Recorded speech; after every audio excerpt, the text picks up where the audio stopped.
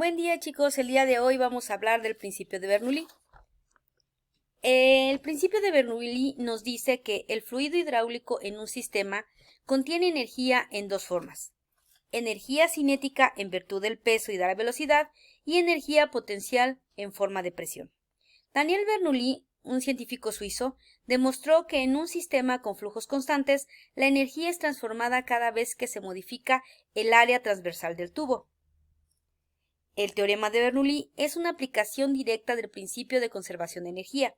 Con otras palabras, está diciendo que si el fluido no intercambia energía con el exterior, ya sea por medio de motores, rozamiento, térmico, etc., esta ha de permanecer constante. El teorema considera los tres únicos tipos de energía que posee el fluido, que pueden cambiar de un punto a otro de la conducción. Estos son energía cinética, energía potencial gravitatoria y la energía debida a la presión del flujo o hidrostática. Este principio nos dice lo siguiente, que la suma de energías potencial y cinética en los varios puntos del sistema es constante si el flujo es constante. Cuando el diámetro del tubo se modifica, la velocidad también se modifica. La energía cinética aumenta o disminuye. En tanto, la energía no puede ser creada ni tampoco destruida. Enseguida, el cambio de la energía cinética necesita ser compensado por la reducción o aumento de la presión. ¿Esto qué quiere decir en palabras más simples?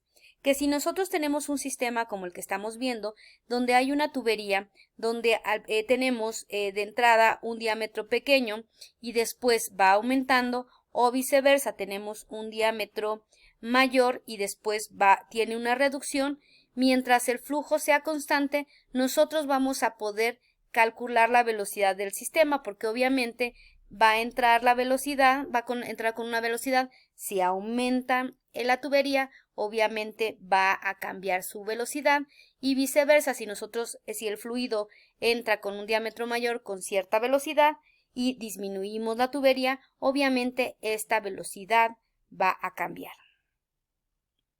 Aquí tenemos el diagrama un poquito más grande en donde nosotros podemos ver, obviamente, las diferencias que hay, por ejemplo, las diferencias entre la velocidad con respecto al tiempo, las diferencias de la velocidad 2 con respecto al tiempo. Vamos a tener una presión aquí, vamos a tener otra presión en este punto y obviamente vamos a tener una velocidad de entrada y una velocidad distinta de salida. Tenemos que calcular el área, lógicamente, del tubo, el área también donde se hace el ensanchamiento y la altura, porque acuérdense que vamos a tener parte de la energía potencial gravitatoria y necesitamos relacionarlo con la gravedad. Esta ecuación es muy eficaz y útil porque relaciona los cambios de presión con los cambios de velocidad y la altura a lo largo de una línea corriente. Pero para esto necesita tener ciertas restricciones, es decir, ciertas condiciones para que se pueda cumplir. En primero, debe de haber un flujo estable, ¿vale?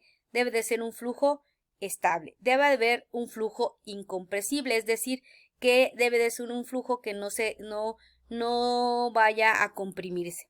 Un flujo sin fricción. Si tiene una fricción, tampoco va a poder cumplir y podemos utilizar este principio.